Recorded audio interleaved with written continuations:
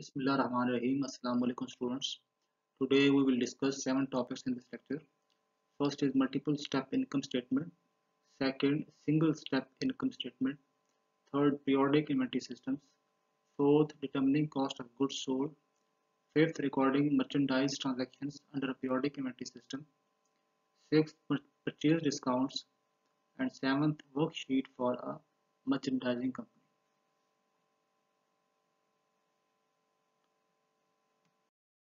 Multiple step income statement. It includes sales revenue, cost of goods sold and gross profit sections. तो उसमें sales revenue आ जाएगा, cost of goods sold आ जाएगा, gross profit आ जाएगा। Sales revenue less किया cost of goods sold तो आपके पास gross profit आ गया। Additional non operating sections में भी एडेड फॉर जो कि नॉन ऑपरेटिंग सेक्शंस हैं जो कि ऑपरेशंस का पार्ट नहीं, तो उसमें रेवेन्यूज एंड एक्सपेंसेस और गेन्स एंड लॉसेस आ जाएंगे जो कि अनरिलेटेड है टू दी ऑपरेशंस। यानी कि ये वो रेवेन्यूज हैं जो कि आपके ऑपरेशंस के थ्रू जो है आपने अर्न नहीं किए, बल्कि अदर सोर्स ऑफ इनकम। जैसे कि कंपनी लोन देती है किसी को तो उसके ऊपर वो इंटरेस्ट अर्न करती है। इसी तरह अगर कंपनी लोन लेती है तो उसके ऊपर वो इंटरेस्ट एक्सपेंस पे करती है। गेन्स जो हैं जैसे कि कंपनी अपना कोई इक्विपमेंट बेचती है तो उसके ऊपर उसको अगर कैपिटल गेन होता है तो वो उसको एज ए गेन लेगी और वो ऑपरेशंस का पार्ट नहीं होगा बल्कि नॉन ऑपरेटिंग सेक्शन में आएगा। इसी तरह अगर इक्विपमेंट बेचती है उसके ऊपर उसको लॉस होता है तो वो अदर जो है वो यानी कि नॉन ऑपरेटिंग सेक्शन में आएगा। वो कंपनी का जो मेजर बिजनेस है, जो कोर बिजनेस है, उसको लॉस कंसिडर नहीं होगा बल्कि नॉन ऑपरेटिंग सेक्शन के अंदर उसको हम ऐड करेंगे। मल्टीपल स्टेप इनकम स्टेटमेंट में फर्दर हम ऑपरेटिंग एक्सपेंसेस को सब डिवाइड कर सकते हैं सेलिंग एक्सपेंसेस में और एडमिनिस्ट्रेटिव एक्सपेंसेस में। तो जितने भी एक्सपेंसेस सेलिंग से रिलेटेड होंगे या सेलिंग डिपार्टमेंट से रिलेटेड होंगे वो सेलिंग एक्सपेंसेस के अंडर हम उसको लिस्ट डाउन कर देंगे। इसी तरह जितने भी एडमिनिस्ट्रेशन से रिलेटेड एक्सपेंसेस होंगे उनको हम एडमिनिस्ट्रेटिव एक्सपेंसेस के अंदर जो है वो लिस्ट डाउन करेंगे। इस तरह नॉन ऑपरेटिंग सेक्शन में हमने अदर रेवेन्यूज एंड गेन्स और अदर एक्सपेंस लॉसेज जो है उसमें हम उसको क्लासीफाई कर देंगे। अगर रेवेन्यूज या जैसे हमने अभी डिस्कस किया कि इंटरेस्ट रेवेन्यू है, या हमने इक्विपमेंट बेचा उसके ऊपर हमें गेन हुआ तो अदर रेवेन्यूज एंड गेन्स में आ जाएगा। इसी तरह अगर इंटरेस्ट एक्सपेंस था या हमें जो इक्विपमेंट है उसके ऊपर हमें लॉस हो गया तो हम उसे अदर एक्सपेंसेस लॉसेस के तौर पर ट्रीट करेंगे। तो नॉन इसमें हम ऑपरेटिंग एक्सपेंस को डिवाइड कर सकते हैं सेलिंग एक्सपेंस में और एडमिनिस्ट्रेटिव एक्सपेंसेस में, और इसी तरह नॉन ऑपरेटिंग सेक्शन में हम अदर रेवेन्यूज एंड गेन्स और अदर एक्सपेंसेस लॉसेस के अंदर उसको हम क्लासीफाई कर देंगे। ये सिंगल स्टेप इनकम स्टेटमेंट की एक एग्जांपल है। सबसे पहले कंपनी का नाम, फिर इनकम स्टेटमेंट और फिर पीरियड ऑफ टाइम। उसके बाद हमने रेवेन्यूज लिखे और उसके नीचे हमने जितने भी रेवेन्यूज थे जो हमने अर्न किए हैं वो सारे के सारे लिख दिए। इसमें हमने क्लासिफिकेशन नहीं की है अदर रेवेन्यूज और गेन्स की। सबसे पहले हमने नेट सेल्स लिखा, फिर उसके बाद इंटरेस्ट रेवेन्यू लिख दिया, फिर gain on sale of equipment लिख दिया, उसके नीचे हमने टोटल रेवेन्यूज लिख दिए। इस तरह एक्सपेंसेस में भी हमने कोई क्लासिफिकेशन नहीं की, हमने सीधा सीधा लिख दिया सारे एक्सपेंसेस एक ही के अंदर। लिख दिया cost of goods sold, selling expenses, administrative expenses, interest expense, casualty loss from vandalism, total expenses, फिर उसके बाद हमने नेट इनकम लिख दी। तो सिंगल स्टेप इनकम स्टेटमेंट में हम क्लासिफिकेशन नहीं करते। सिंपल जो दो क्लासिफिकेशन होती हैं वो सिर्फ रेवेन्यूज और एक्सपेंसेस की। तो लेकिन जो मल्टीपल स्टेप इनकम स्टेटमेंट है उसमें हमने बताया कि रेवेन्यूज को हम नेट सेल्स जैसे था, तो इसको नेट सेल्स हम जो हमारा मेन बिजनेस है वो सेल्स है, गुड्स को बेचना है, तो वो नेट सेल्स में आ जाएगा। बाकी जो हमने इंटरेस्ट रेवेन्यू अर्न किया है या गेन और सेल ऑफ इक्विपमेंट है ये अदर रेवेन्यूज में आएगा। मल्टीपल स्टेप इनकम स्टेटमेंट की एग्जांपल 227 नंबर पेज नंबर जो है वो बुक का उस पे वो गिवन है, उसको आप देख सकते हैं और इसको हम इंटरैक्टिव सेशन में हम डिस्कस करेंगे क्योंकि वो काफ़ी लंबी है स्टेटमेंट। उसको हम स्लाइड में जो है वो यहाँ पे नहीं लिख सकते थे। ग्रॉस प्रॉफिट को कैसे डिटर्मिन करेंगे? नेट सेल्स में से सिंपली आप कॉस्ट ऑफ गुड्स सोल्ड को लेस कर दें तो हमारे पास ग्रॉस प्रॉफिट आ जाएगा। जैसे इस केस में नेट सेल्स 460,000 है और कॉस्ट ऑफ गुड्स सोल्ड 316,000 है, तो हमने नेट सेल्स में से कॉस्ट ऑफ गुड्स सोल्ड को लेस किया तो हमारे पास ग्रॉस प्रॉफिट आ गया $144,000।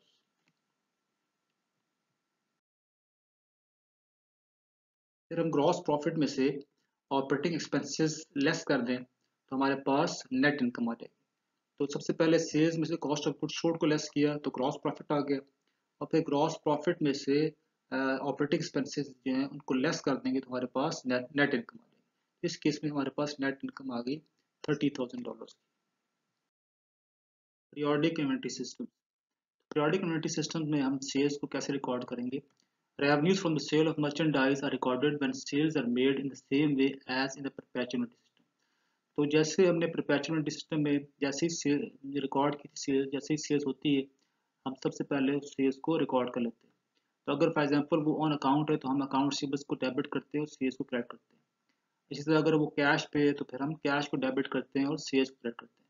तो सेल्स की रिकॉर्डिंग जो है वो पीरियोडिक इन्वेंटरी सिस्टम और परपेचुअल इन्वेंटरी सिस्टम दोनों में सेम तरीके से होगी, उसमें कोई डिफरेंस नहीं। लेकिन no attempt is made on the date of sale to record the cost of merchandise sold.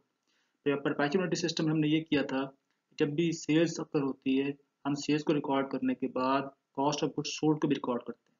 लेकिन पीरियोडिक इन्वेंटरी सिस्टम में हम सिर्फ सेल्स को रिकॉर्ड करते हैं जब सेल्स होती है, उसके साथ हम जो है वो कॉस्ट ऑफ गुड्स सोल्ड को रिकॉर्ड नहीं करते।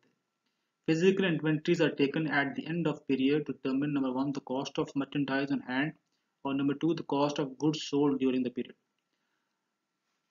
जो periodic inventory system है इसमें हम पीरियड के एंड के ऊपर यानी काउंटिंग पीरियड जब एंड होता है उसमें फिर हम जो है वो फिजिकली देखते हैं कि हमारे पास इस वक्त कितनी मर्चेंडाइज अवेलेबल है और उस मर्चेंडाइज की फिर कॉस्ट जो है वो कितनी है। कॉस्ट मर्चेंडाइज ऑन हैंड जो हम डिटरमिन करते हैं वो हम फिजिकल इन्वेंट्री को काउंट करके जो है वो देखते हैं कि हमारे पास कितनी इन्वेंट्री जो है वो स्टॉक में एग्जिस्ट कर रही है और उसकी कॉस्ट क्या है। और उसकी जब कॉस्ट हम निकाल लेते हैं तो फिर हम उससे फिर कॉस्ट ऑफ गुड्स सोल्ड को जो है जो उस पीरियड के दरमियान जो हमने चीज़ें बेची हैं उनकी कितनी कॉस्ट है वो फिर डिटरमिन करते हैं। लेकिन ये सारा काम जो है हम at the end of the accounting period करते हैं, जबकि परपेचुअल सिस्टम में हम साथ साथ जो था वो कॉस्ट ऑफ गुड्स सोल्ड को रिकग्नाइज कर रहे थे और कॉस्ट ऑफ मर्चेंडाइज जो थी वो हमें अप टू डेट जो थी इंफॉर्मेशन भी साथ साथ गिवन थी।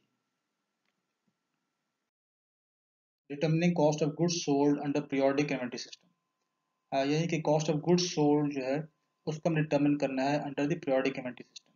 परपेचुअल इन्वेंटरी सिस्टम के अंदर हम कॉस्ट ऑफ गुड्स सोल्ड को साथ साथ रिकग्नाइज करते रहते हैं।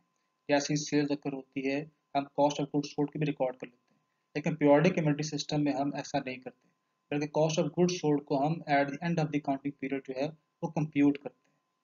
तो यहाँ पे सबसे पहले हमने कंपनी का नाम लिखा, फिर जो स्टेटमेंट बना रहे हैं यानी कॉस्ट ऑफ गुड्स सोल्ड वो लिखा और उसके बाद पीरियड ऑफ टाइम लिखा।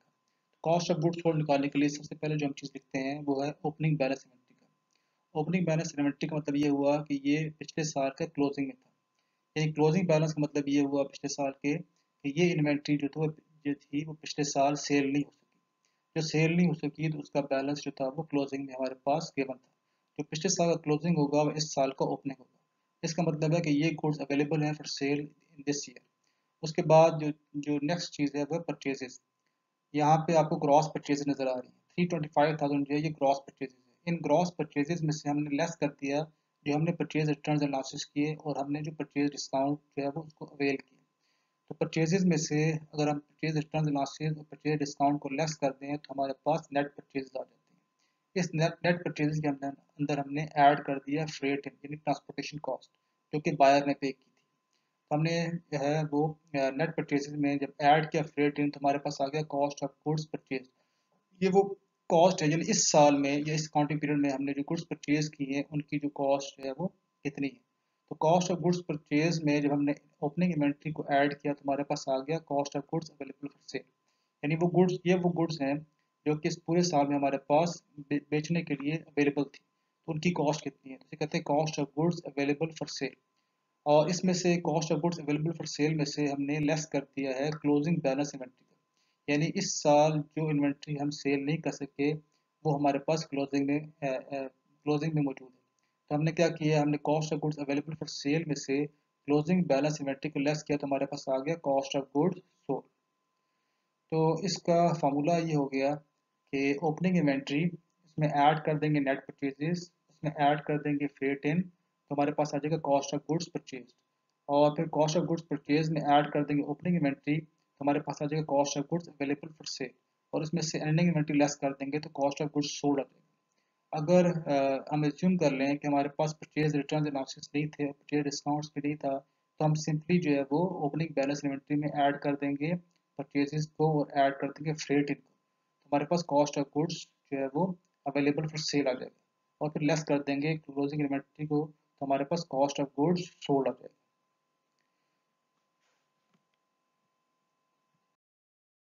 According merchandise transactions under periodic inventory system, कि हमने मर्चेंडाइज जो है उसको जब हम परचेज करते हैं तो फिर हम उसको पीरियोडिक इन्वेंट्री सिस्टम में हम कैसे रिकॉर्ड करेंगे। परचेजेस में हम merchandise purchased for resale to customers, हम जो भी मर्चेंडाइज यानी गुड्स जो परचेज करते हैं उसका पर्पस जो है वो उसको रीसेल करना है टू कस्टमर्स, और it may be made for cash और अकाउंट, तो ये कैश पे भी पेमेंट, कैश पे भी परचेज हो सकती है और क्रेडिट के भी परचेज हो सकती है, और normally recorded by the purchaser when the goods are received from the seller, जब आप को रिसीव कर लेते हैं गुड्स को तो तब परचेजर जो है उसको अपने पास रिकॉर्ड करता है। Credit purchases should be supported by purchase invoice, तो क्रेडिट परचेज जो भी होगी वो उसके साथ परचेज इनवॉइस जो है वो उसके सपोर्ट में उसके एविडेंस में साथ आप डॉक्यूमेंट जो है वो लगाएंगे, और ये वो सेल्स इनवॉइस होगी जो कि हमारे लिए परचेज इनवॉइस होगी जो हमने परपेचुअल इन्वेंटरी सिस्टम में पढ़ी थी। जब हम परचेजेस करेंगे तो हम परचेज को कैसे जर्नल एंट्री में रिकॉर्ड करेंगे। हमने उसको मे 4 को जैसे हमने परचेज किया अकाउंट, हमने लिखा परचेजेस डेबिट और अकाउंट्स पेबल क्रेडिट और अमाउंट 3800। तो जो परपेचुअल इन्वेंट्री सिस्टम था वहाँ पे हमने मर्चेंडाइज इन्वेंट्री को डेबिट किया और अकाउंट्स पेबल को क्रेडिट कर दिया। ये बात याद रखनी है कि अगर परपेचुअल इन्वेंट्री सिस्टम होगा तो फिर हम मर्चेंडाइज इन्वेंट्री को डेबिट करेंगे और अकाउंट्स पेबल को क्रेडिट करेंगे, लेकिन अगर हम पीरियोडिक इन्वेंट्री सिस्टम यूज कर रहे होंगे तो फिर हम परचेजेस को डेबिट करेंगे और अकाउंट्स पेबल को क्रेडिट करेंगे, तो इसको आपने आपस में मिक्स नहीं करना। यानी जो परपेचुअल इन्वेंट्री सिस्टम है उसमें मर्चेंडाइज इन्वेंट्री डेबिट होगी और अकाउंट्स पेबल क्रेडिट होंगे, और अगर ये पीरियोडिक इन्वेंट्री सिस्टम है तो फिर हम परचेजेस को डेबिट करेंगे और अकाउंट्स पेबल को क्रेडिट करेंगे। Purchase returns and allowances, sales return allowances on the seller's book is recorded as a purchase return allowances on the books of the purchaser। जैसे हमने जो सेलर की बुक में देखा था वहाँ पे सेल्स रिटर्न अलाउंसेस था, तो जो परचेजर है उसके लिए वो परचेज रिटर्न अलाउंसेस होगा, क्योंकि वो परचेज जो उसने की थी, जो गुड्स उसने खरीदी थी वो उसने रिटर्न कर दी। सेलर के लिए वो सेल्स रिटर्न अलाउंसेस, क्योंकि उसने सेल की थी और सेल वापस आ गई, और जो बायर है उसके लिए वो परचेज रिटर्न अलाउंसेस होगा। परचेज रिटर्न लॉसेज जो है ये भी कंट्रा कंट्रा अकाउंट है फॉर टू परचेजेस, जैसे कि सेल्स रिटर्न लॉसेज जो था वो सेल्स के लिए कंट्रा अकाउंट था, तो जो परचेज रिटर्न लॉसेज होगा वो परचेजेस के लिए कंट्रा अकाउंट होगा, यानी ऑपोजिट अकाउंट होगा।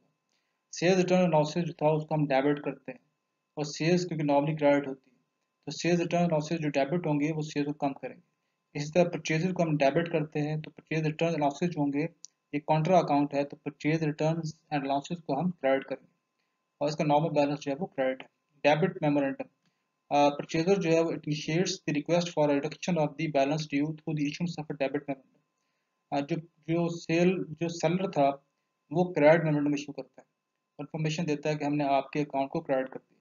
इसी तरह जो परचेजर होगा, परचेजर डेबिट मेमोरेंडम इशू करेगा, और ये वो बताएगा सेलर को कि हमने आपके अकाउंट को डेबिट कर दिया, यानी जो हमने आपको प्रोडक्ट्स वापस भेज दी थी, जो गुड्स वापस भेजी थी उनको हमने आपके अकाउंट को, जो हमने आपको पैसे देने थे यानी अकाउंट्स पेबल था, जो भी अमाउंट फॉर एग्जाम्पल 20,000 की अमाउंट है तो हमने आपके अकाउंट यानी अकाउंट्स पेबल को डेबिट कर दिया है, अब ये अमाउंट हमने आपको नहीं पे करनी, तो इसे कहते हैं डेबिट मेमोरेंडम। तो उसने एक इन्फॉर्मेशन दे दी सेलर को कि हमने आपके अकाउंट को डेबिट कर दिया।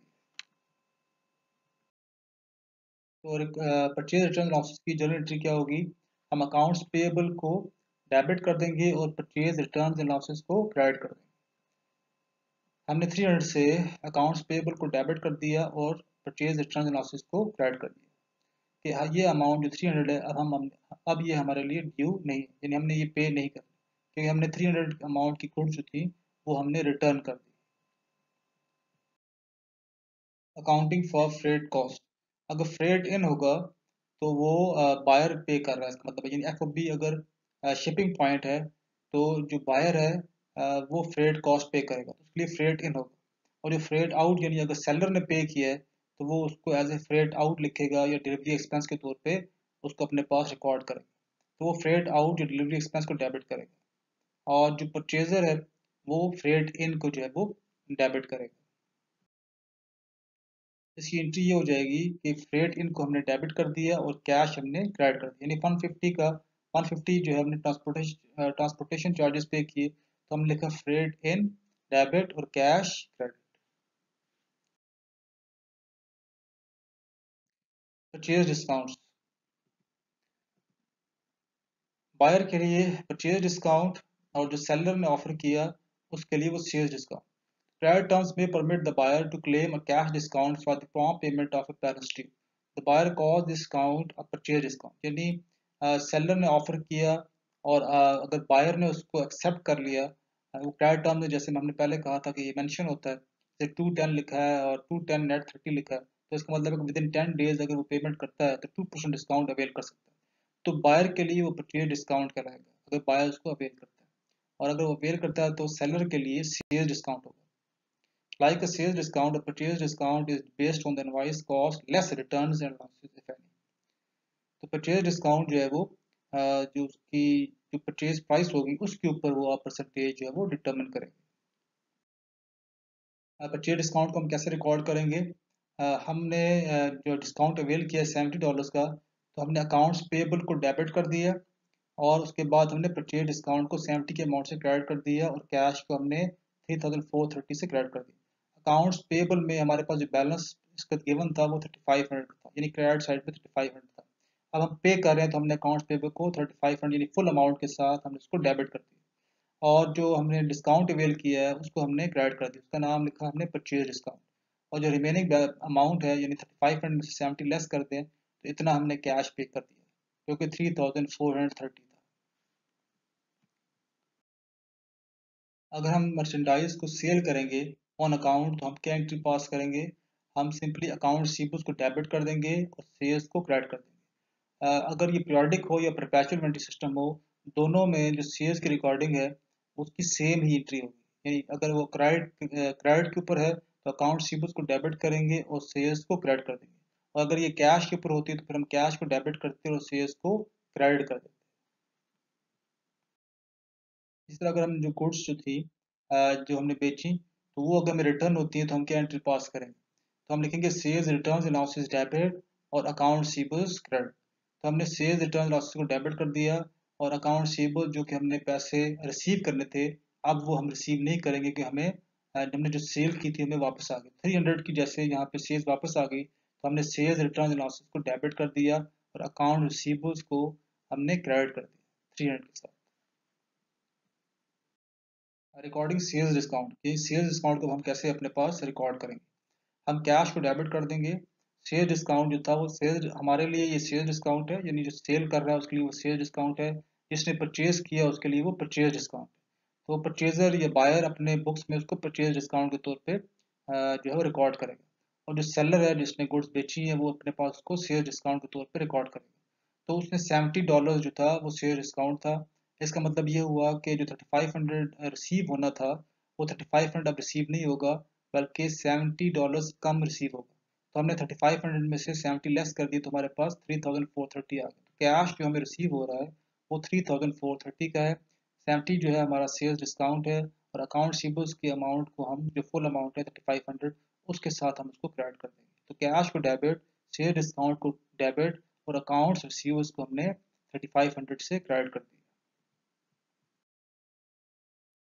Worksheet for a merchandising company, merchandising company की वर्कशीट कैसे होगी? इसमें आप वर्कशीट का जो फॉर्मेट है वो तो सेम रहेगा, उसमें कोई चेंज नहीं होगी। जैसे ट्रायल बैलेंस है, फिर एडजस्टमेंट्स है, फिर एडजस्टेड ट्रायल बैलेंस, फिर इनकम स्टेटमेंट और फिर balance sheet.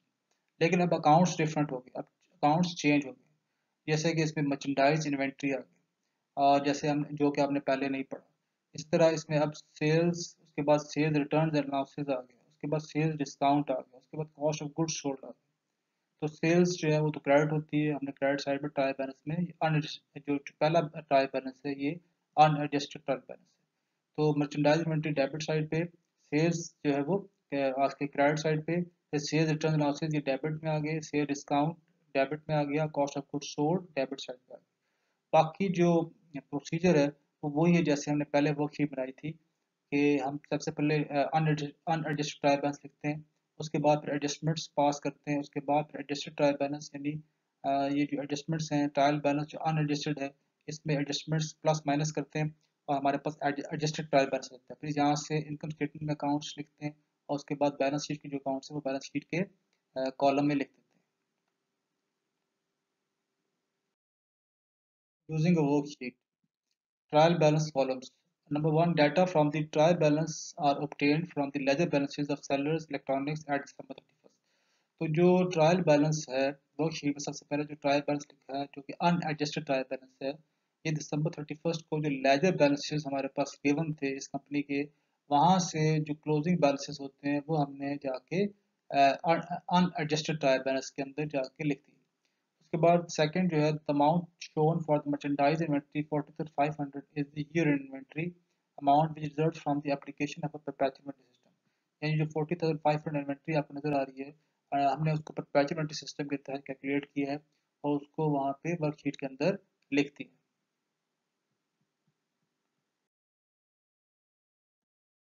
Adjustment columns, merchandise company usually has the same type of adjustments as a service company. Worksheet adjustments B, C and D are for insurance, depreciation and service. तो जो adjustment column है जो merchandise company का या जो service company का है उसमें कोई ज़्यादा डिफरेंस नहीं है, वो एक ही जैसे होते हैं। जो एडजस्टेड ट्रायल बैलेंस है, the adjusted trial balance shows the balance of all accounts after adjustments at the end of the accounting period. तो एडजस्टेड ट्रायल बैलेंस आपको याद होना चाहिए कि जो अनएडजस्टेड ट्रायल बैलेंस है उसमें एडजस्टमेंट्स को ऐड कर देते हैं, तो उसके बाद जो थर्ड कॉलम बनता है वो एडजस्टेड ट्रायल बैलेंस का है। Income statement columns, the accounts and balances that affect the income statement are transferred from the adjusted trial balance columns to the income statement columns for sellers electronics December 31st. यानी जो income statement का जो column है debit credit, उसमें जो आप balances लिखते हैं इनकम स्टेटमेंट के जितने भी अकाउंट्स हैं वो एडजस्टेड ट्रायल बैलेंस से आप उसको ट्रांसफर कर देते हैं इनकम स्टेटमेंट के कॉलम में। जो क्रेडिट होते हैं वो क्रेडिट साइड पे आ जाते हैं और जो डेबिट होगा वो डेबिट साइड पे आ जाएगा। All of the amounts in the income statement credit column should be totaled and compared to the total of the amounts in the income statement debit column. जो क्रेडिट साइड पे income statement के जो column है उसमें जो amount है उसको आप जो है वो कंपेयर करते हैं डेबिट साइड पे जितने भी आपके पास अमाउंट्स हैं उनको ऐड कर देते हैं और जो क्रेडिट साइड है उस क्रेडिट साइड में से उसको लेस कर देते हैं।